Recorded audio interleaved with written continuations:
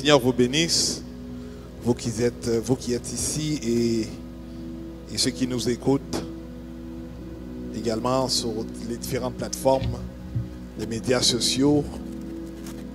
Ma prière, c'est que Dieu puisse vraiment déverser sur vous ces riches bénédictions, que sa pluie de la nouvelle saison puisse vraiment déverser en cette année 2023. Vous savez, on est dans un 21 jours de jeûne et de prière. Je dis merci, je tiens à remercier vraiment ceux qui se branchent, ceux qui ont le temps. On sait que des fois ici, c'est pas évident par rapport à l'horaire, soit travail ou occupation également avec les enfants et tout. Mais on tient quand même à remercier ceux qui se branchent et qui se connectent pour qu'on puisse vraiment prier ensemble. Et il y en a d'autres aussi qui n'ont peut-être pas la facilité au niveau de la technologie.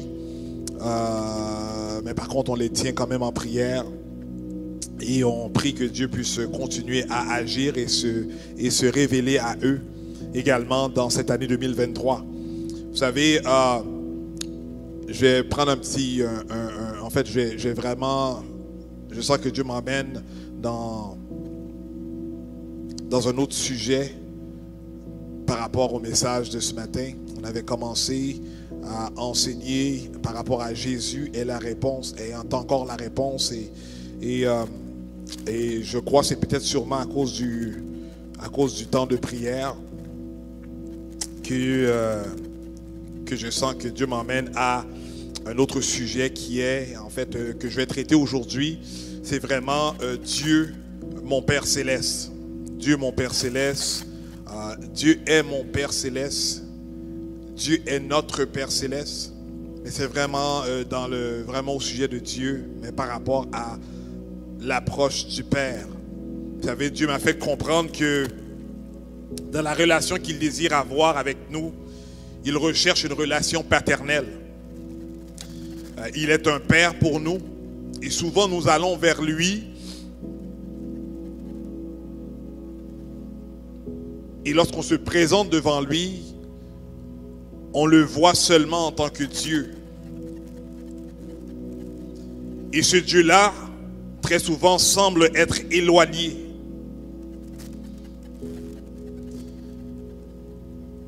Et nous ne réalisons pas la proximité que nous avons avec Dieu, Dieu le Père. Vous savez, dans le livre de Matthieu 6, verset 9, Jésus-Christ va enseigner les disciples. Après que les disciples ont demandé à Jésus, enseigne-nous à prier. Et qui semble être étrange parce que le peuple juif avait déjà l'habitude de prier. En fait, Jésus-Christ avait emmené cet enseignement où est-ce qu'il disait, voici comment les gens devraient jeûner et prier par rapport à ceux qui priaient dans les lieux publics pour se faire voir. Mais ici, Jésus-Christ va dire aux disciples, la première étape lorsqu'on approche vers Dieu, c'est de le voir comme notre Père qui est aux cieux. Et par la suite, il va dire que ton nom soit sanctifié, que ton règne vienne et que ta volonté soit faite sur la terre comme au ciel. Ici, Jésus-Christ va enseigner aux disciples de prier Dieu avec cette approche paternelle. Et vous savez que Jésus-Christ, lorsqu'il est venu avec, si on peut dire, cette théologie ou bien cette approche pratique, les Juifs à l'époque étaient estomaqués, étaient dérangés parce qu'ils ne voyaient pas en fait ce Dieu comme Père, mais ils voyaient ce Dieu comme Dieu.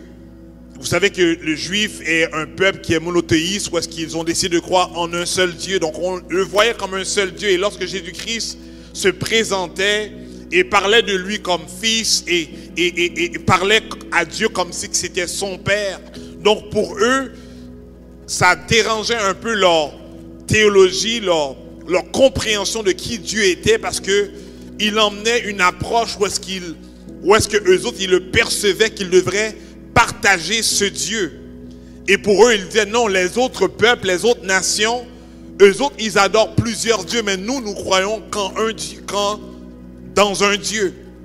Mais ici, Jésus-Christ voulait emmener et enseigner aux disciples cette approche paternelle, cette proximité dont lui, il avait avec le Père, avec son Père, et il voulait dire aux disciples que eux autres également, lorsqu'ils ont accepté Jésus-Christ dans leur vie et reconnu qu'il était le Messie, qu'il avait également cette proximité-là avec ce Dieu qui est au ciel, mais par contre qui est près d'eux. Lorsqu'on parle de Dieu, il est notre Père, dans cette relation paternelle. C'est lui qui nous amène à vivre dans une proximité qui nous révèle la réalité de qui Dieu est pour nous, cette réalité spirituelle. Vous savez, dans le livre de Proverbes 1, le verset 8, ça va nous dire « Écoute, mon fils, les instructions de ton père. » Donc, même dans l'Ancien Testament, semblerait-il que Dieu se révélait comme Père pour le peuple d'Israël.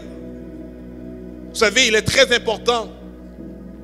Je ne sais pas si mon père est ici, mais j'aimerais vraiment l'honorer et vraiment le dire merci parce qu'il est mon père. Merci parce qu'il a pourvu pour nous pendant en fait tant d'années. Je veux lui dire publiquement que je l'aime, que je l'apprécie, que je reconnais ce qu'il a fait. Vous savez, des fois qu'on est jeune, on peut ne pas reconnaître ce que notre père fait.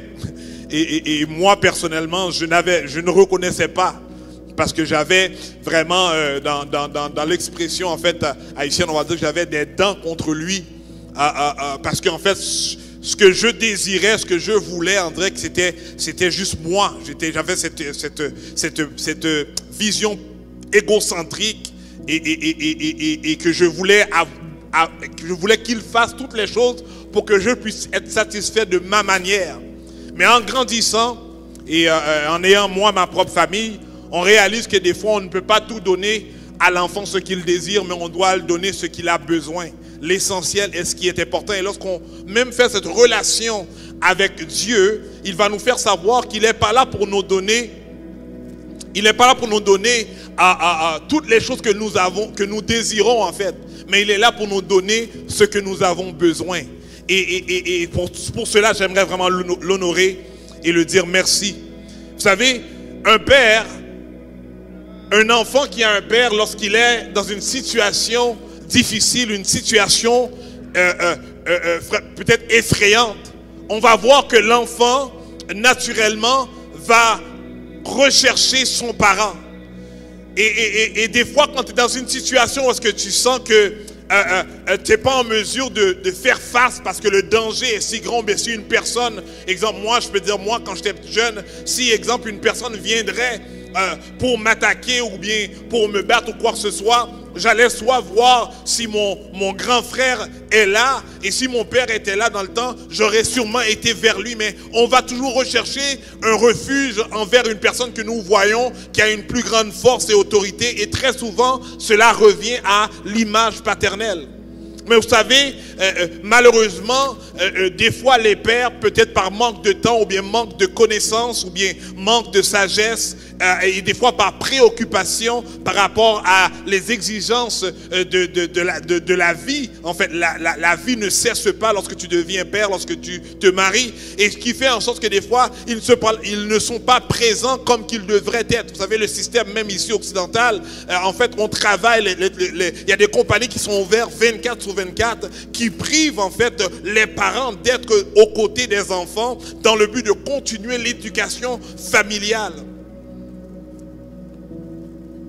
Mais par contre, le Dieu que nous servons veut se révéler à toi comme Père, et il dit: je suis là 24 sur 24, 7 jours sur 7, disponible à t'écouter et à intervenir lorsque tu as besoin de moi. Vous savez, c'est lui que nous voulons appeler lorsque nous avons des besoins, lorsque nous nous sentons seuls, ou quand nous sommes en situation de danger, en situation de détresse. Dieu dit, ton Père céleste va te dire que je suis toujours disponible pour venir et t'aider et te secourir dans ta situation.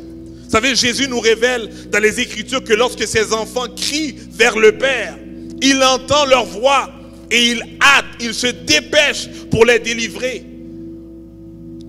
Lorsque nous reconnaissons Dieu comme notre Père et pour qui il est,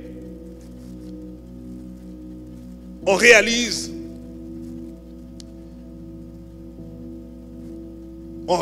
que seulement à ce moment que nous commençons à vivre notre relation avec notre Père Céleste de manière différente. Nous commençons à associer les différents types de noms qu'on retrouve dans la Bible à ce Dieu-là, mais ce Dieu comme Père. Vous savez, lorsque tu peux aller vers ton Père Céleste, lorsque tu vas prier ton Dieu, tu peux pas seulement dire « Dieu, tu es tout-puissant », mais tu peux voir ton Dieu en étant Père, parce qu'il se révèle à toi comme Père. Et tu peux aller vers lui et te dire « Papa, je sais que tu es tout-puissant ». Parce que la parole dit qu'on t'appelle El Shaddai, qui est le Dieu tout-puissant. Donc imaginez-vous, est-ce qu'on a pris le temps pour réfléchir et dire, le Dieu que je sers, il veut avoir cette relation paternelle avec moi, il veut que je l'appelle papa, il veut que je l'appelle père. Et ce père-là, il se révèle comme le Dieu tout-puissant. Imaginez-vous, bien, peut-être que vous faites une pratique, dites-le en vous, mon Père est tout-puissant. Est-ce qu'on sait déjà, parce que très souvent on le dit quand on dit répéter Dieu tout-puissant, ou bien on le lit lorsqu'on lit Dieu tout-puissant, mais est-ce que tu te dis toi-même que le Père que tu sers, le Père que tu adores, ton Père qui est proche de toi, qui est près de toi, qu'il veut en fait tout le temps venir à ton aide, à ton secours, est le tout-puissant? Que mon Père est en fait le Jéhovah Rapha, l'Éternel qui guérit. Est-ce qu'on voit notre Père comme le guérisseur? Quand on a une maladie, on sait qu'on peut aller vers ce Père. Et le Père qui a cet amour paternel, vous savez, lorsqu'on parle de cet amour fraternel, on parle en fait de cet amour en fait naturel, qu'on est prêt en fait à s'abandonner, même à mourir pour notre enfant. Dieu a cet amour pour nous et il dit que je suis non seulement ton Père qui est le Tout-Puissant, mais je suis également ton Père qui guérit. Vous savez, est-ce qu'on va vers Dieu en tant que Dieu seulement, qui est loin, ou bien en tant que Père qui est proche? Et que lui se révèle comme guérisseur et je dis, Père, tu sais, je me sens pas bien. Et je sais que tu es celui qui guérit. Guéris-moi. Prends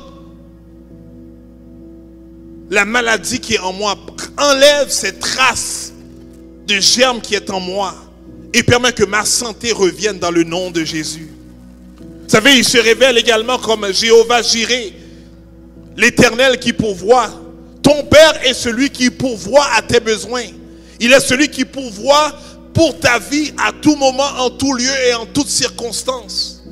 Il le fait de manière extraordinaire, de manière dont tu n'imagines même pas la manière dont Dieu va intervenir dans ta circonstance. Et très souvent, des fois, on voit que Dieu est loin ou il n'est pas, parce qu'on attend tout le temps qu'il agisse dans le temps que nous avons planifié ou que nous voulons qu'il agisse. Mais Dieu, lui, il va agir dans le moment où est-ce qu'il veut agir et dans le temps qu'il veut le faire. Et lorsqu'il va le faire, ça va éblouir ta vie. Et des fois, tu vas même penser que c'est même pas vrai, qu'est-ce qui m'arrive? Parce que Dieu sait comment pourvoir à ses enfants. Vous savez, il y a également ce Jéhovah Shalom, l'Éternel qui donne cette paix. Lorsque tu rentres en Dieu, ce Dieu Père, il dit inquiète-toi pas. Vous savez, lorsque on dit souvent, très souvent, l'endroit que tu te sens le plus en paix, ça devrait être quand tu es dans ton chez-toi. Lorsque tu es au milieu de ta famille, tu te sens en paix, tu te sens aimé, tu te sens valorisé, tu te sens en fait bien. Et Dieu te fait savoir que je suis ton Père, mais non seulement je suis ton Père, mais mon désir, c'est de faire en sorte que tu puisses vivre la paix en dedans de toi. Mais très souvent, on recherche la paix en dehors, dans plein d'affaires.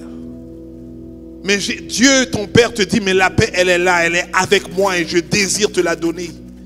Il est également ce Jéhovah Roi qui est l'Éternel, mon berger. Il est ce Dieu, ce Père, qui veut en fait te diriger, qui veut t'emmener en fait dans une bonne direction. Il sait, il connaît les projets qu'il a pour toi. Il dit c'est un projet de paix et non de malheur, afin que tu puisses avoir un avenir et une espérance. C'est ton Père, ton berger, qui dit, aie confiance en moi. Viens vers moi et je vais te guider, t'emmener dans le bon chemin. Vous savez, lorsque je médite le psaume 37, le verset 5, qui dit, recommande ton sort à l'Éternel. Mets en lui ta confiance et il agira. Vous savez que Dieu est ton Père et il est là également pour te protéger. Tantôt, je vous ai donné l'exemple de l'enfant qui, lorsqu'il est en détresse, il recherche ce Père pour le protéger. Vous savez, l'Éternel, lorsqu'on prend ce mot éternel dans ce psaume, le mot éternel, c'est le nom d'abord qui a été révélé à Moïse. Lorsque Moïse a demandé à Dieu, est-ce que tu peux me dire quel est ton nom? À qui dirais-je? Au peuple juif, au peuple hébreu, qui m'a envoyé. Et l'Éternel, en fait, Dieu s'est révélé par le mot éternel. Et à Moïse qui signifie en fait, je suis celui qui suis. Il indique également sa proximité. Ça veut dire en fait que l'Éternel est là, est présent avec toi. Il est accessible, il est proche. Il est proche de ceux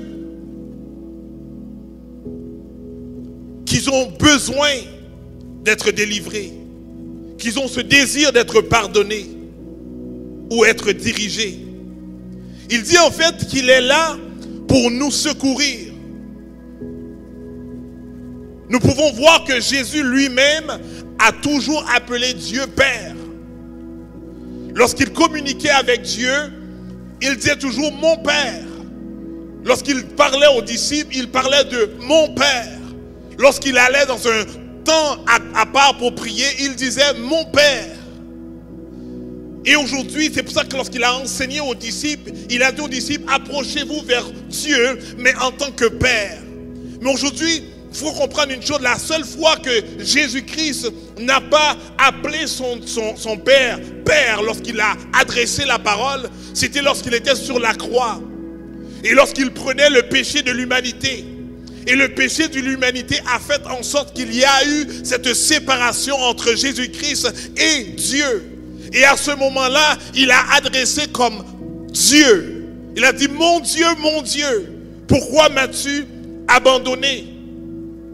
Et très souvent, lorsqu'on inconsciemment, lorsqu'on approche Dieu, après qu'on ait accepté Jésus-Christ comme Sauveur et comme Seigneur de notre vie, si on continue à approcher notre Père Céleste seulement en tant que Dieu, c'est comme si que nous inconsciemment, on parle à un Dieu éloigné, un Dieu qui n'est pas proche de nous, un Dieu qui n'est pas réconcilié avec nous, parce que c'est l'effet du péché qui amène une séparation entre Dieu et l'homme. Mais une fois que le péché a été ôté de l'humanité, le prix a été payé par Jésus-Christ, il y a eu maintenant cette réconciliation qui fait que une fois qu'on accepte Dieu dans notre vie, il redevient le Père paternel qu'il voulait être, qu'il désirait être avec nous. Donc aujourd'hui, on doit approcher Dieu non par rapport à un Dieu éloigné, un Dieu qui n'est pas proche, mais un Dieu qui est proche de nous, qui a cette proximité et que son désir, c'est de vraiment être là pour nos besoins. La Bible va nous faire savoir que qui pourrait monter à la montagne de l'Éternel? Dans le psaume 23, il dit, qui s'élèvera jusqu'à son lieu saint? Celui qui a les mains innocentes et le cœur pur, celui qui ne livre pas son âme au mensonge et qui ne jure pas pour tromper. Il dit, il obtiendra la bénédiction de l'Éternel, la miséricorde du Dieu de son salut. Une chose que j'ai compris lorsque je médite encore sur ce texte, c'est qu'il n'y a aucun homme qui est en mesure de monter à la montagne de l'Éternel. Puisque tout homme en fait a péché, tout homme avait péché et tout homme pêche. Donc en fait, personne ne peut dire que mes mains sont innocentes et je peux aller à la montagne de l'Éternel pour obtenir les bénédictions que Dieu a pour nous et également le salut qui est la délivrance contre, en fait, par rapport au péché ou pour l'humanité, pour avoir cette vie abondante. Mais j'ai en fait une bonne nouvelle pour vous. C'est que Jésus-Christ lui-même, lorsqu'il est venu ici-bas sur terre, lui a été en mesure de monter sur cette montagne sainte pour aller vers Dieu, pour payer la dette du péché que l'homme et que l'humanité a commis. Et maintenant, il a payé dans le but que Dieu puisse effacer ces péchés-là. Donc, il peut nous donner ce salut, mais également puisse maintenant nous accorder les bénédictions en Jésus-Christ.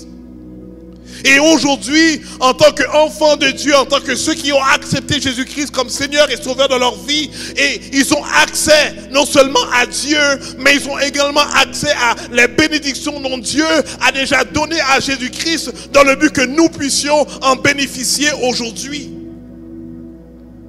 C'est pour cela que nous avons tous le droit de réclamer et d'espérer par rapport à nos circonstances, nos situations difficiles, les résultats escomptés. Du fait que Dieu est dans notre vie le résultat de la situation, de la circonstance dans laquelle nous traversons, nous pouvons dire clairement, sans douter, que Dieu est la réponse pour nous. On peut dire sans inquiétude, sans vaciller, que l'Éternel, mon Père, est maintenant le secours pour moi. L'Éternel, mon Père, est ma délivrance. L'Éternel, mon Père, est mon guérisseur. L'Éternel, mon Père, est celui qui me donne l'amour. L'Éternel, mon Père, est celui qui me donne la joie. L'Éternel, mon Père, est celui qui me donne la paix. L'Éternel, mon Père, est celui qui me donne la force d'endurer et de continuer à marcher, parce que je réalise que l'Éternel me donne la force et me donne la capacité de continuer malgré que la vie maintenant me donne des coups, malgré que la vie me balance de gauche à droite. Mais je reconnais que j'ai un Dieu qui est mon Père et il a dit: je vais être avec toi tous les jours de ta vie jusqu'à ce que je revienne te chercher. Ne t'inquiète pas, parce que je suis avec toi. Aujourd'hui, on doit réaliser que ce Dieu que nous servons, il n'est pas loin, mais il est proche de toi. Le Dieu que tu cherches n'est pas un Dieu qui est très loin, mais il est un Dieu qui est proche de toi. Il est à tes côtés, il est en dedans de toi. Et il veut te dire que je t'aime, je t'apprécie, que je t'honore, que mon désir pour toi est que le bien puisse seulement se manifester dans ta vie, que tu puisses voir la bonté de l'Éternel, la bonté de ton Père se manifester dans ta vie à tous les jours. Premièrement, il se révèle en tant que l'Éternel. Parce qu'en fait, Dieu lui-même a envoyé son Fils pour nous donner la révélation du Père, de cette proximité que nous devons avoir avec Dieu, pour savoir que notre Père n'est pas éloigné. Il dit que quelle que soit la chose qu'on a besoin, on peut le demander en le nom de Jésus et nous allons l'obtenir. Il m'a fait savoir que très souvent, c'est notre réflexion qui n'est pas bien en tant que croyant. L'homme spirituel doit s'attacher ou réfléchir aux problèmes ou bien aux difficultés de la vie. Je répète, l'homme spirituel ne doit pas s'attarder ou réfléchir aux problèmes ou aux difficultés de la vie. Parce que cela ne va pas nous aider, ni ne va pas changer quelque chose. Si je suis atteint d'une maladie et que je pense constamment à cette maladie-là, je me dis, ah ben pourquoi que j'ai eu ça? Tu penses déjà à la mort ou bien aux conséquences, les effets secondaires. Mais l'homme de Dieu, l'homme spirituel devrait contrairement réfléchir aux paroles de Dieu qui nous demandent de renverser les raisonnements dans 2 Corinthiens 10, verset 5. Et toute hauteur qui s'élève contre la connaissance de Dieu. Et nous amenons toute pensée captive à l'obéissance de Christ. Donc, à place de penser à la circonstance et de méditer sur le problème. Au contraire, réfléchissez. Mettez vos pensées sur les paroles de Christ. Sur les paroles de Dieu, sur les paroles de la Bible. Qui nous dit que notre Dieu est un Dieu conquéreur. Qui dit que notre Dieu est un Dieu guérisseur. Qui dit que notre Dieu est un Dieu pourvoyeur. Que notre Père est un Père qui donne la paix, qui donne la joie.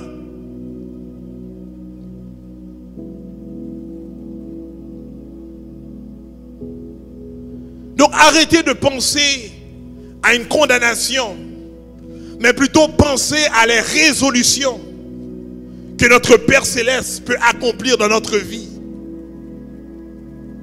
Vous savez, exemple, je peux dire que j'ai des problèmes financiers, mais à place de passer du temps de calculer sur mon problème financier, plutôt me dire en moi-même que l'or et l'argent appartiennent à Dieu.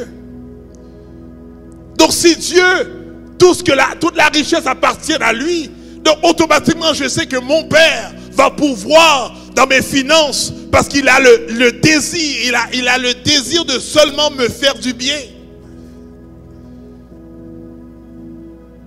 Que si je sais pas, j'ai un problème avec un individu, je dois être en mesure de dire, mais oui, c'est vrai, ça me tourmente, mais Seigneur, je sais que tu sais prendre soin de ceux qui veulent m'opprimer. Tu sais maintenant comment agir et rentrer dans le cœur de ceux qui me veulent du mal. Je sais que tu sais faire cela, Père. Prends le contrôle et toi agis, mais permets que ta joie et ta paix puissent remplir mon cœur et que je puisse continuer à vivre avec cette vie qui me permet de rejoindre et d'expérimenter ta paix et ta joie en dedans de moi.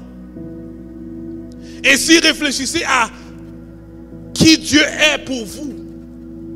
Qu'est-ce que Dieu a fait pour vous dans le passé? Comment que Dieu est bon, comment que Dieu est admirable.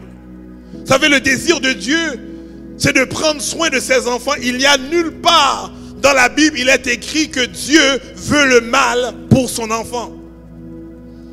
Vous savez, parfois on va dire pourquoi le mal arrive. On va se dire pourquoi la situation difficile m'est arrivée. Pourquoi je dois passer au travers cette situation-là, cette situation douloureuse. En fait, c'est parce que Dieu est un Dieu juste. Il a créé l'homme et l'homme a été créé avec ce libre arbitre, ce libre choix.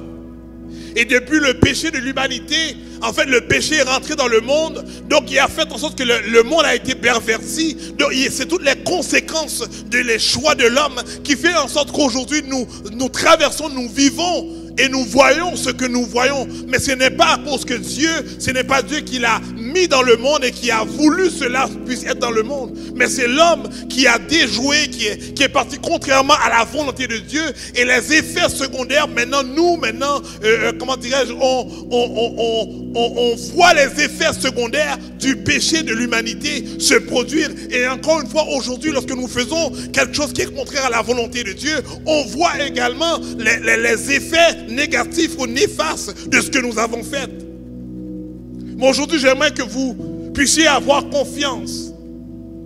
Malgré ta situation, malgré ta circonstance, malgré ton incompréhension, mais sache que Dieu, le Père, t'aime. Il t'a aimé même lorsque tu étais dans le péché. La Bible nous dit que lorsque nous étions encore dans le péché, Christ est mort pour nous. Donc tu ne dois pas te voir avec des yeux de condamnation face aux actions passées.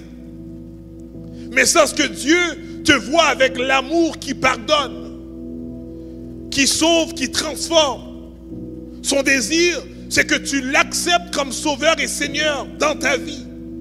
Il désire être ton Père, un protecteur, un pourvoyeur. Il veut être réconcilié avec toi. Et c'est pour cela qu'aujourd'hui, je voudrais déclarer les choses qui te provoquent à rester en dehors de Dieu ou bien à rester dans ta situation. Que ces mêmes choses-là vont faire en sorte que tu vas rentrer dans la promesse que Dieu attend pour toi. Vous savez, des fois, l'ennemi va va faire en sorte, va emmener des circonstances dans ta vie pour faire en sorte que peut-être tu vas te dire non, peut-être pas maintenant, je ne veux pas accepter Dieu, ou bien non, je ne pense pas que je suis digne, je ne pense pas que je suis prêt. Mais je te fais comprendre qu'il n'y a personne qui est prêt pour accepter Dieu. La Bible ne nous fait pas comprendre qu'on doit se préparer pour accepter ou reconnaître que Jésus-Christ est Dieu. Mais la Bible nous fait comprendre que lorsque ton cœur te convainc que tu crois qu'il est le Dieu, le seul vrai Dieu, tout simplement abandonne ta vie à lui parce que tu réalises que tu as besoin d'être sauvé. Et la Bible nous fait comprendre que personne ne peut se sauver lui-même, mais que c'est que Jésus-Christ qui est venu pour sauver l'humanité. Donc laisse-toi aller, laisse-toi mener par ce que ton cœur te dit face à le Dieu, face à ton Père céleste qui est dans les cieux, qui t'appelle maintenant à chaque moment pour te dire que je t'aime et que j'ai désir que tu puisses venir maintenant te réconcilier avec moi, de demander pardon pour tes péchés et décider de me suivre maintenant jour et après jour. Vous savez, ce Dieu-là, il est ton Père. C'est pas un Dieu loin. Et même lorsque la Bible nous fait savoir que ceux qui étaient en détresse, ils criaient Éternel. Et la Bible dit qu'il entend les cris des malheureux et il vient les aider. Des fois, on lit les textes et des fois, ça vient à l'encontre de la révélation de qui Dieu est pour nous. Parce qu'on s'imagine de la même manière dont le texte a été écrit. Mais il faut savoir qu'il y a maintenant l'ancienne alliance et il y a la nouvelle alliance. Et lorsque nous lisons l'Ancien Testament, on doit maintenant, l'Ancien Testament, on doit le lire à la lumière du Nouveau Testament. Et si la révélation du Nouveau Testament nous fait savoir que le Père n'est pas loin, mais il est près. C'est vrai, des fois on peut faire l'acte et on peut crier à plein gosier comme les psaumes le mentionnent. Mais par contre, on doit réaliser que je crie à plein gosier, mais mon Dieu, c'est pas parce que je crie plus fort qu'il va m'entendre. Parce que j'aurais pu même le dire en dedans de mon cœur. Et il a des oreilles pour entendre les cris de ses enfants. Donc aujourd'hui, je vais vous faire comprendre que ton Dieu n'est pas loin, mais ton Dieu est proche. Et il se révèle à toi comme un père. Et ne l'imagine pas, si toi de ton côté tu n'as pas eu une bonne image paternelle de ton père, ne imagine pas Dieu comme ton père, ne l'associe pas avec ton père, mais tu dois l'associer par rapport à qui Dieu est, selon la révélation de la parole de Dieu que tu lis dans la Bible. Et mets-toi maintenant cette étiquette ou bien cette mode d'emploi ou bien cette description du Père que tu vois qu'il est dans la Bible, et maintenant approprie-toi de ce que tu lis et non de ce que tu as vécu. Et maintenant, lorsque tu t'appropries de ce que tu lis, maintenant des fois, à cause que tu as vécu des choses, donc elles vont venir et elles vont des fois contrecarrer pour te dire mais non, ce n'est pas comme ça. Mais tu dois demeurer dans la parole de Dieu et faire en sorte que cette parole maintenant va prédominer ce que nous avions dans le passé, dans notre subconscient qui des fois veut surgir et veut faire surface pour nous empêcher de comprendre et de vivre pleinement cette révélation que Dieu veut te dire ce matin. Mais aujourd'hui, j'aimerais te dire que Dieu t'aime et que le désir de Dieu depuis l'humanité a toujours été de sauver l'homme, a toujours été maintenant de donner l'homme une deuxième chance afin que l'homme puisse vivre pleinement en lui et avec lui. Aujourd'hui, je vous encourage, si vous n'avez pas encore donné votre vie à Jésus-Christ, de le remettre votre vie. Et de le dire que je veux t'aimer, Seigneur, que je t'aime en ce moment, que je veux t'accepter comme sauveur de ma vie et comme Seigneur de ma vie. Et je veux désormais vivre que par toi et que pour toi. Parce que je réalise que tu es un Père d'amour, un Père qui m'aime et qui m'aime tel que je suis. Vous savez, viens à Dieu tel que tu es. Et laisse-le lui te révéler. Et s'il y a des choses que tu dois changer, il va te le révéler pour que tu puisses le changer. Mais Dieu ne te demande pas de te changer avant de venir vers lui, mais viens vers lui tel que tu es. On ne peut pas aimer une personne d'une manière et s'attendre que la personne change avant de vouloir aimer la personne. Tu dois aimer la personne et en aimant la personne. Naturellement, la tendance c'est de s'appliquer et de faire en sorte que l'autre puisse m'apprécier de plus en plus. Donc j'aimerais vous faire savoir que Dieu, ton Père, t'aime ce matin. Et il veut se réconcilier. Il désire que tu te réconcilies avec lui. afin que tu puisses vivre cette vie abondante en lui. Ce Dieu qui est ton Père. Et lorsque tu vas en prière, vois-le comme ton Père. Comme ton Père qui est proche, qui désire t'aider, qui veut te secourir, qui veut écouter ce que tu as à lui dire, qu'il veut te conseiller, qui veut te donner des instructions. Parce que c'est ce que le Père fait. Et c'est ce qu'il veut faire. Et il le fait maintenant au travers de son esprit qui est à travers l'esprit de Dieu qui continue à faire l'œuvre de l'édification de soi. Donc je ne sais pas, je ne vois pas trop clair. Je sais qu'il y a des personnes en arrière. Mais s'il y a des personnes ici qui n'ont pas encore fait le choix de Jésus-Christ comme Seigneur et Sauveur de leur vie, qui désirent le faire, tout simplement levez vos mains. Et vous qui écoutez en ligne ou dans KITV, si vous n'avez pas encore fait le choix de Jésus-Christ comme Sauveur et Seigneur de votre vie, je vous encourage à le faire maintenant, pendant que je vais prier pour vous. Père Céleste, toi qui es Dieu d'amour, toi tu es ce Dieu de bonté, tu es ce Dieu de miséricorde. Père, voici tes enfants qui décident, Père, de remettre leur vie.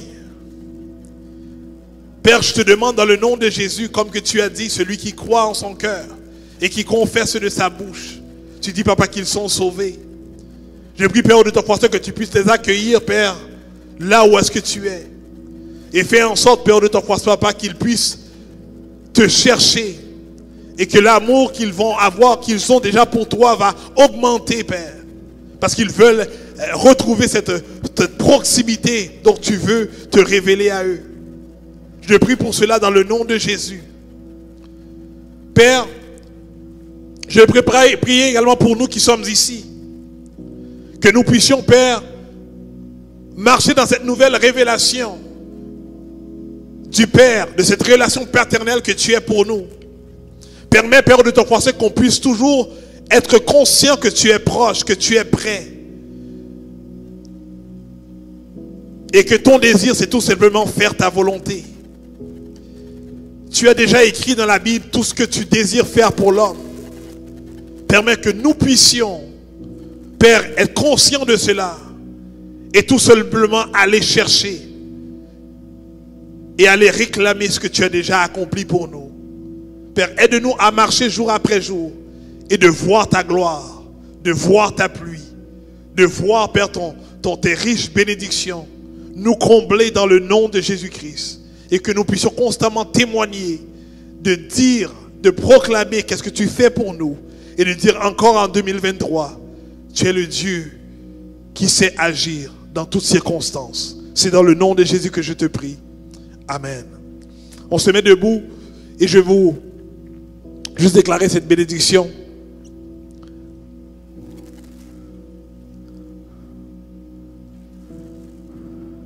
Que l'amour du Père céleste en Jésus-Christ puisse abonder en vous. Que vous puissiez expérimenter cet amour paternel, cette paix paternelle, cette joie paternelle qui va au-delà de ce que vous pensez ou imaginez. Et qu'elle puisse vous faire expérimenter qui votre Dieu, qui votre Père est. Jour et après jour. Dans le nom de Jésus, je dis, je déclare cela. Amen. Passez une excellente semaine. On est le centre de résurrection, un endroit qui donne la capacité à tout le monde d'aimer, de connecter, de servir. On se voit la semaine prochaine, Dieu voulant. Pour ceux qui nous ont donné leurs coordonnées, on les a rentrés dans le chat de WhatsApp parce qu'on envoie les communications par rapport aux jeûnes et de prière. C'est notre dernière semaine. On va le faire cette semaine. On va terminer en grand. Donc, je demande vraiment au maximum de personnes, si vous pouvez vous mettre disponible, branchez-vous. On veut vraiment rechercher Dieu. On croit qu'à chaque jour qu'on recherche Dieu, c'est à chaque jour qu'on augmente dans la puissance et dans l'autorité que Dieu nous a déjà donné. Notre foi augmente en lui. Donc, passez une excellente semaine. On se voit au courant de la semaine pour prier et chercher Dieu à la gloire de Dieu.